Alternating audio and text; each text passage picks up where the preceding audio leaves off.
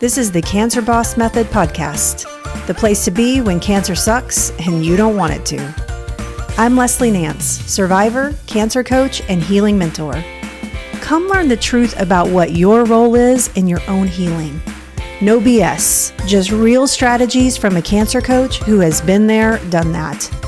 And I'm talking about healing.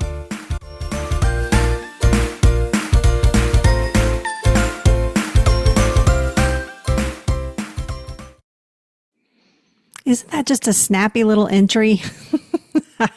Welcome to today's podcast. I'm Leslie Nance, and today we're going to dive into something really special, and that is letting your healing light shine, and not just surviving, not just getting through, but truly stepping into your light no matter where you're at on your journey. So before we get started, I wanted to center us with two powerful words here. One of them is radiance. Radiance because your light is already within you. You don't have to go searching for it. You just have to allow it to shine. And presence, because healing happens right here, right now, not when everything is perfect, not when you reach some imaginary finish line, but in this very moment. Now take a deep breath and let's get into it. So what does it mean to let your healing light shine? Letting your light shine isn't about being perfect. It's not about having it all figured out. And like we talked about last week, it's not some competition or finish line. It's actually about embracing your life exactly as it is. The beautiful, the messy, the uncertain. It's about showing up in a way that feels authentic and powerful for you. So let me ask you, what does it mean to you to let your light shine? Now you might be thinking, well, Leslie, I don't even know what my light looks like right now. And I get it. And when we go through something like cancer or any major challenge, our identity can feel really different. Like we've been stripped down to something unrecognizable. But here's the thing. Your light was never lost.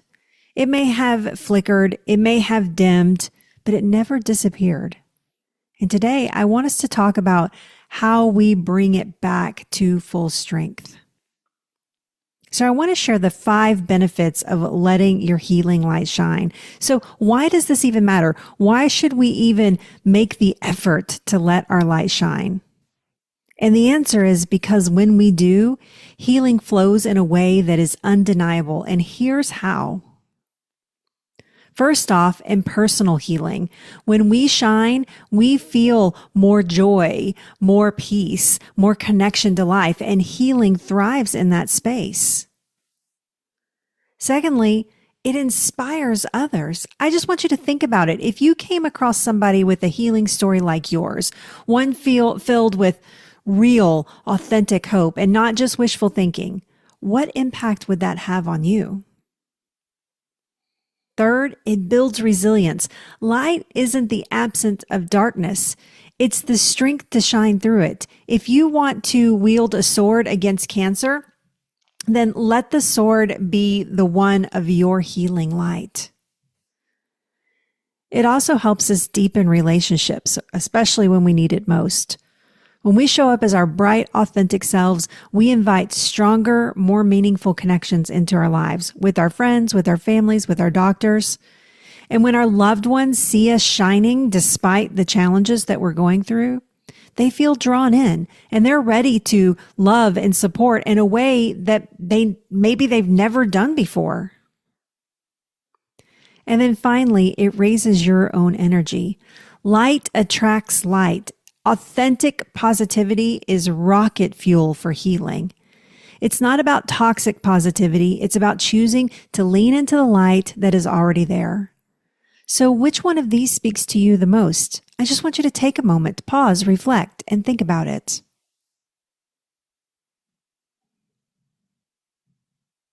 For me, I think about my own healing journey and how it became light for others. At first, I wasn't trying to be inspiring. I was just living.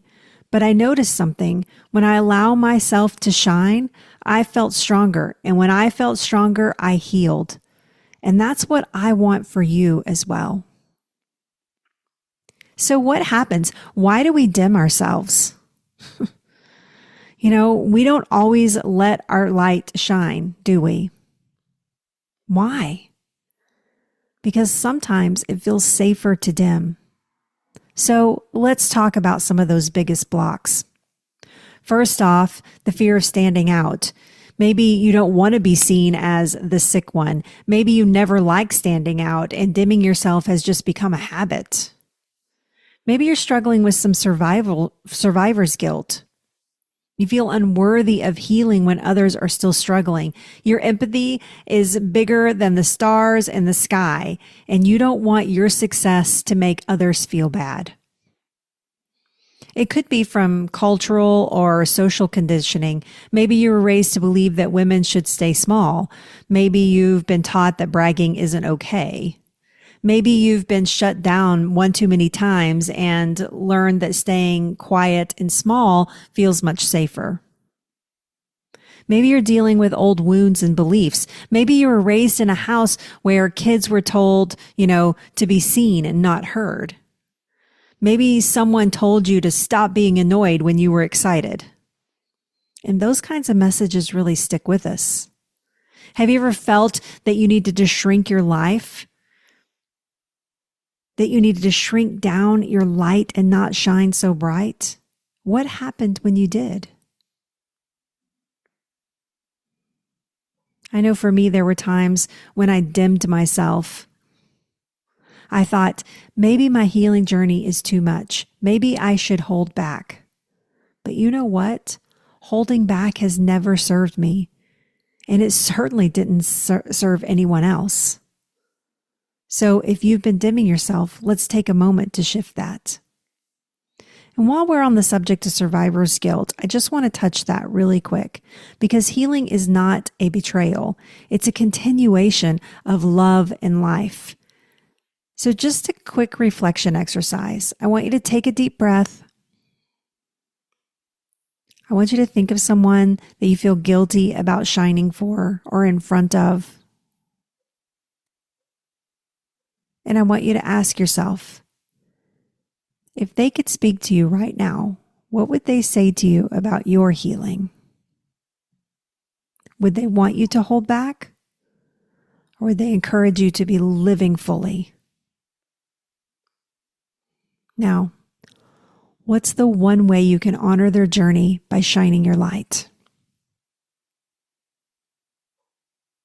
I bet their answers would surprise you. Okay, if you're ready to shine, here's how to do that. If you're feeling ready to let your light shine, then here are some simple ways to get started. First, through gratitude. Celebrate all your victories, big and small. Healing is built on small moments that are stacked together to create that total healing package. You can also share your story, not as a teacher, but someone who is walking the walk. If you're ready to share, I'd love to hold that space for you in our community, by the way. How about saying yes to joy?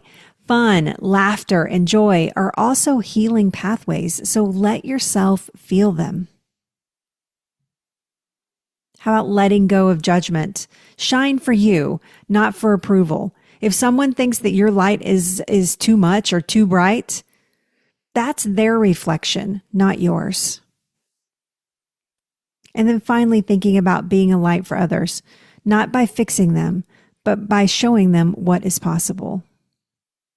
So you tell me, what is one way you'll let your healing light shine this week? Before we go today, I just want to leave you with some affirmation or an affirmation. So just take a moment and take this in. Maybe repeat after me. My light is not just for me. It is meant to shine.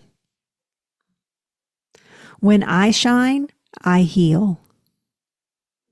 When I shine, I inspire. When I shine, I honor my journey and those who have walked beside me. My light is strong. My light is safe. And my light is mine to share.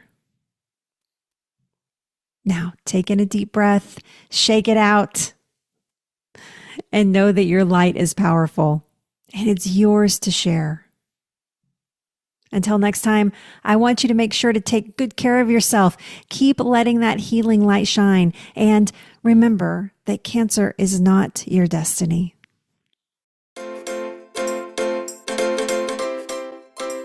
If you have enjoyed this episode, it's time to connect. Make sure you follow this podcast and check out all the socials on anystagecancer.com.